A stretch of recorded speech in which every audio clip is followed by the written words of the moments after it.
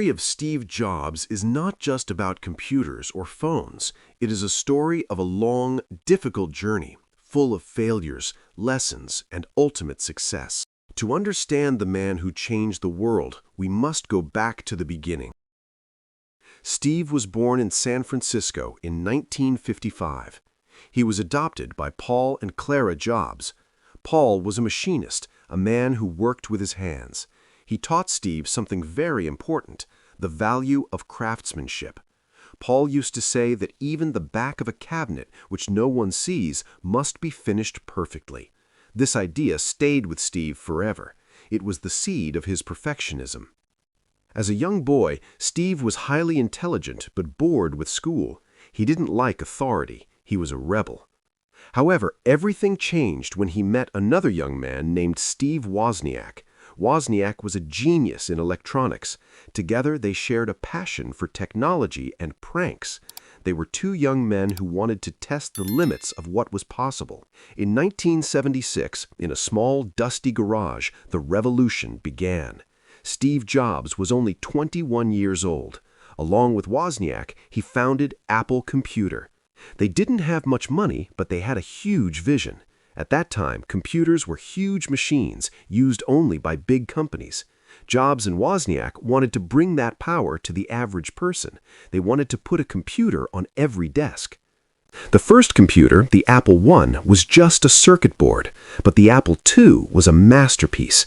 It was the first personal computer that looked like a home appliance. It was friendly, it was simple, and it was a massive success. Suddenly, Steve Jobs was a millionaire at the age of 25. But success is often followed by challenges. As Apple grew, so did the pressure. Jobs was a difficult leader. He was demanding, often harsh, and always obsessed with his vision.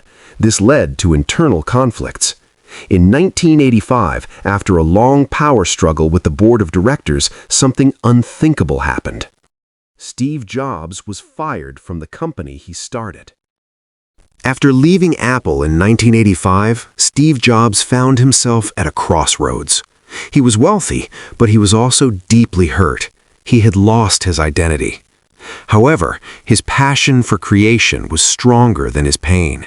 He decided to start over from scratch. This led to the birth of a new company called Next. Jobs wanted to build the perfect computer for universities. He obsessed over every detail, from the perfect cube shape of the machine to the advanced software inside.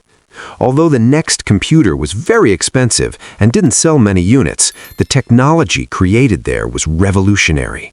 It was the foundation for the future of computing. During this same period, Steve made a decision that would change the history of movies forever. He bought a small, struggling computer graphics department from George Lucas for $5 million. He renamed it Pixar. At first, Pixar was trying to sell hardware, but they were losing money every month. Steve didn't give up. He kept investing his own money because he believed in the artists and the engineers. Then came the year 1995. Pixar collaborated with Disney to create Toy Story. It was a massive risk. No one knew if people would watch a movie entirely made by computers.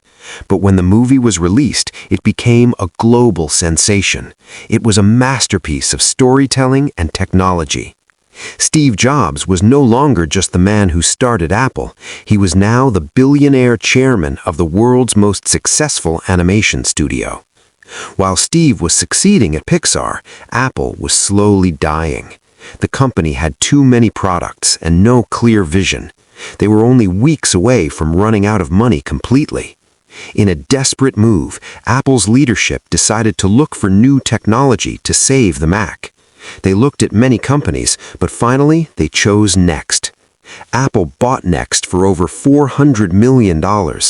This deal brought the advanced software back to Apple, but more importantly, it brought Steve Jobs back home. When Steve walked back into the Apple headquarters in Cupertino, everything changed. He didn't come back for the money. He came back to save the dream he started in his garage. He looked at the hundreds of products Apple was making, and he made a bold decision. He canceled 70% of them. He told his team, "Focus is about saying no." He wanted Apple to do only a few things, but to do them better than anyone else in the world. This was the beginning of the greatest turnaround in business history. The world was watching. People wondered, could this man, who was once fired, really save a failing giant? Steve was older now, wiser, and more determined than ever. He was ready to introduce products that would not only save Apple, but would change the way every human being lives, works, and communicates.